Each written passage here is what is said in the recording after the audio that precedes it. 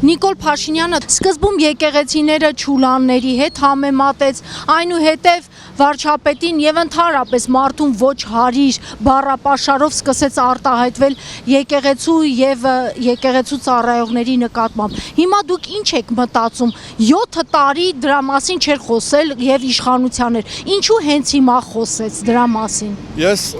100 չէ, կարելի ասել 1,000,000% վստահ եմ, որ այդ հրանգը եկել է Ադրբեջանից, որ ասենք մեր հավատքը մեր պետության ասենք ամենակարևոր ինստիտուտներից մեկը վերացնի։ Ես դրանում կասկած անգամ չունեմ։ Եթե նայում ենք Փաշազադեը ինչա դրա նախորդած իր բանը, ինքը իշխանության է եկել, որ ասենք ինչ ճակատագիր ինքը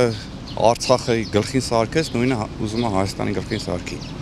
Սա նաև միտված չի նրան, որպեսզի ժողովրդի մեջ դիմադրությունը կոտրի։ Այո, միանշանակ տենց, ոչ մի կասկած չկա։ Միանշանակ։ Ես ուղղակի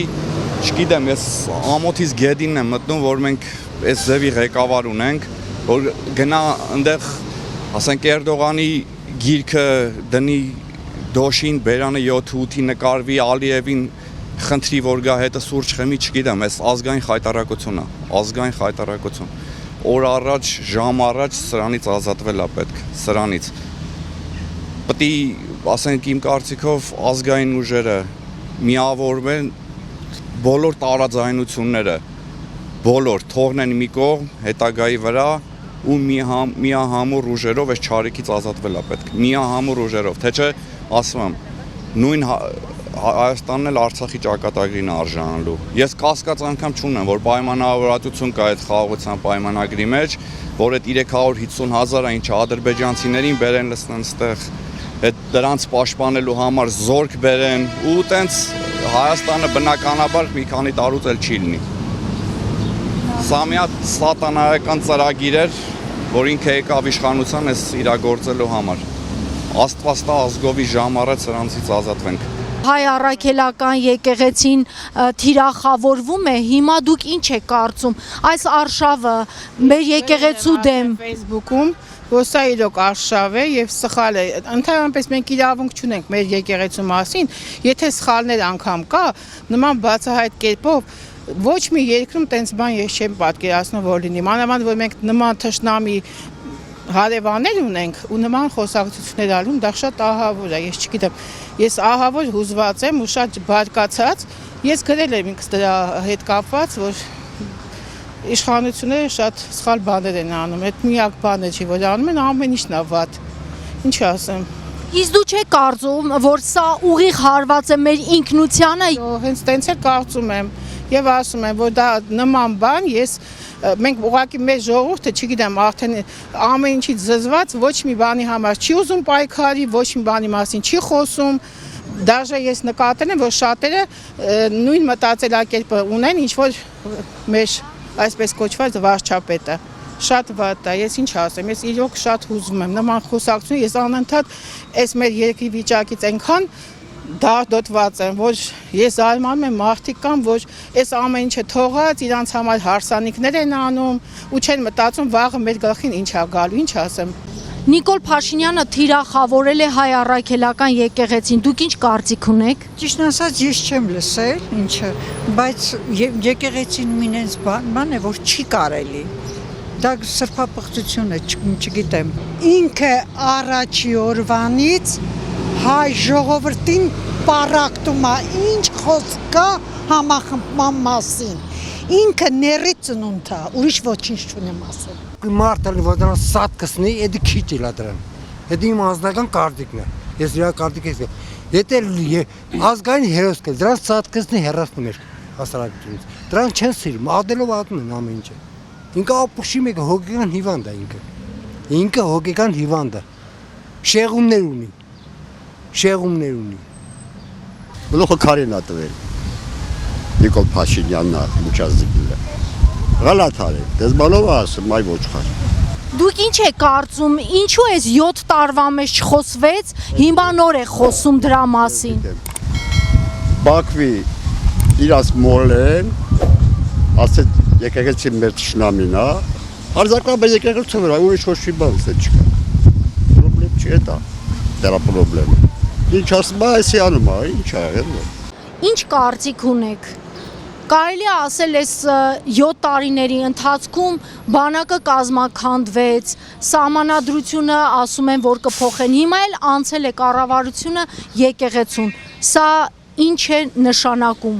Չէ, եկեղեցին միշտ անկախ ա եղել, պետք է անկախ լինի, մի կարծիքով։ Հիմա արշավ է սկսվել եկեղեցու դեմ, հա։ Սկզբում Փաշինյանը եկեղեցիներին համեմատեց Չուլանի հետ, այնուհետև սկսեց վարչապետին եւ ընդհանրապես մարդուն ոչ հարիր բառապաշար օգտագործել։ Հիմա դուք ինչ եք մտածում, ինչ է սա։ Սա դրսից պատվեր է, հիմնականում Ադրբեջանից եւ Թուրքիայից։ Դե Նիկոլ Փաշինյանն էլ ինչպես միշտ ամեն իրենց ասածը կատարում է։ Հիմա մեր հիասքանչ Արցախը հանձնեց, հիմա էլ Հայաստանն է ուզում հանձնի, հիմա անցել է եկեղեցիներին, եկեղեցիները մեր սրբությունն են, մենք քրիստոնյա ազգ ենք, մենք ոնց կարանք եկեղեցուն վարկաբեկենք։ Ես չգիտեմ, ները, Փաշինյանը ները, ես միայն այդ կասեմ։ Դուք չեք կարծում, որ եկեղեցին մեկ ինստիտուտ է, որի շուրջ հնարավոր է հենց որ ժողովուրդը համախմբվի։ Ոչ, Չեք կարծում։ ոչ։ Լավ, այն ինչը որ հիմա կատարվում է, դուք ճիշտ եք համարում։ Ոչ։ Հենց այդ ձեր ասած հավատը թուլացել է ամեն ինչի հանդեպ, դրա համար էլ այսօրին ենք հասել։ Եվ եկեղեցու, եւ կառավարության, եւ ինքներս մեզ։ Եվ ինչ է պետք անել։ Առաջերտին երևի սկսել հավատալ։ Մարդկանց,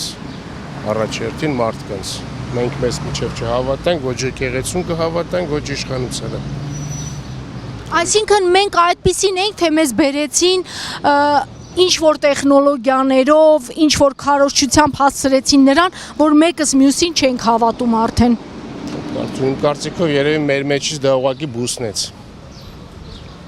Իհայտ եկավ մեր թաքնված ինչ որ հակումներ, այսպես ասած, որը մենք ցավոք սրտի իր օրոք բացահայտեցինք։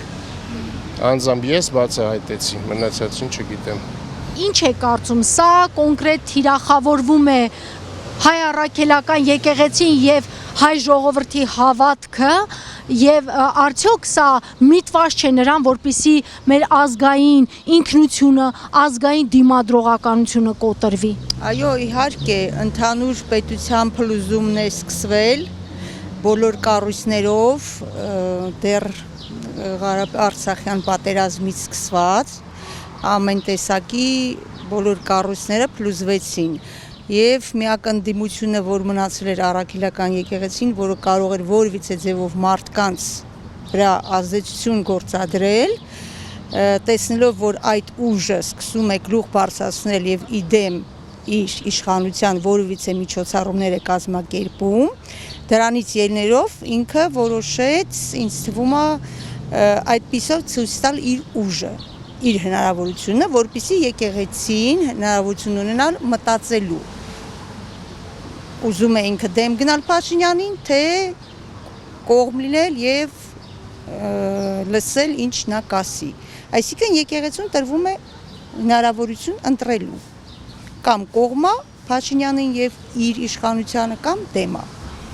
Եկեղեցին եւս հնարավորություն ունի նույնպես ընտրելու կամ ժողովրդի կողմա կամ լիովին իր փաստորեն իշխանությունը պահպանելու համար կգնա այդ փոխզիջմանը։ Եկեղեցին այնպիսի կառույց է, որ այնտեղ կա եւ ճիշտ բաներ, եւ սխալ բաներ, եւ այդ երկակիության վրա շատերն են խաղում, շատերն են փորձում եւ պետք է նշեն վատ կողմերը, եւ պետք է նշեն եւ ալիք բարձրացնեն լավ կողմերի վրա։ Եվ դրանից ելնելով եկեղեցին ինքը իհարկե փորձում է համախմբել մարդկանց, որովհետև տեսնում է, որ իրական մարդիկ միայն հույսը, որ մնացել է դա Աստծո վրա է հույսը, փորձում է այդ հույսը բարձրացնել ինչ որ կերպ, ինչքան հնարավորինս կարողանում է։ Իհարկե առիթից օգտվելով Փաշինյանը փորձում է թիրախ դարձնել իրենց սխալները, ներսում եղող սխալները, որովհետև իրոք դա ակնհայտ է, բոլորը գիտեն, որ շատ մեծ ունեն սխալներ, Եվ միտումնավոր փորձելով այդ սխալների վրա հարձակում գործելով նա փորձում է լիովին ոչնչացնել մարդկանց մեջ մնացած անգամ հավատը այդ նաև կառույցի հանդեպ էլ